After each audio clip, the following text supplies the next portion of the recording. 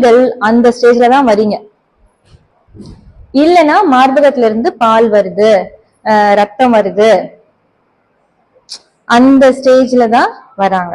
இதே அந்த கட்டி பின்னாடி போனா, பின்னாடி என்ன இருக்கு? மார்பகத்துல முன்னாடி தோல் இருக்கு, பின்னாடி நெஞ்செலும்பு இருக்கு. பின்னாடி பக்கம் இருந்ததுன்னா அப்படியே வளர்ந்துட்டு போய் நெஞ்செலும்போட ஒட்டிடும். அதுக்கு போனா இட் பிகம்ஸ் T4, 4வது நிலை, அந்த மாதிரி ஆயிடும். சரியா? சோ அதுக்கு அப்பனா அதுக்கேற்ற மாதிரி தான் ரிசல்ட் இருக்கும். அதுக்கேற்ற மாதிரி ட்ரீட்மெண்ட்டும் நம்ம ரொம்ப நாள் பண்ணணும், 7-8 மாசம் ட்ரீட்மெண்ட் பண்ணணும். சரியா? சோ இப்போ வலி இல்லாத சின்ன கட்டி 1 சென்டிமீட்டர்ல இருக்கும்போது நம்ம கண்டுபிடிக்கிறோம். கரெக்டா? கண்டுபிடிக்க முடியும் இல்லையா? வெளியில தானே இருக்கு, உள்ளே இருக்கு. எண்டோஸ்கோபி போட்டு பாக்கணுமா? இல்ல, தொட்டு பார்த்தா தெரியும். கரெக்டா?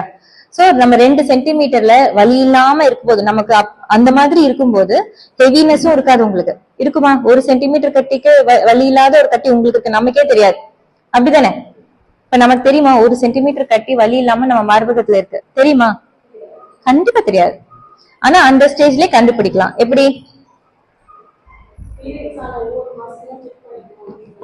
Very good.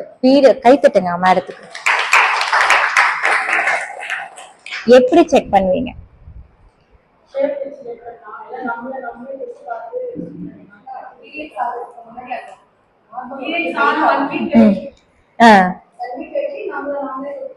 ஆமா, கரெக்டா சொல்லிட்டாங்க. மேடம் தெரிஞ்சுன்னா நான் வந்திருக்க மாட்டேன் மேடம், வேன்லாம் புடிச்சு வந்தேன் மேடம். இது சொல்றதுதான் மேடம் நான் வந்தேனே. சொல்லிட்டாங்களே மேடமே. பிரவீன் சார் அங்க ஒருத்தவங்க இருக்காங்க, விஷயம் தெரிஞ்சவங்க.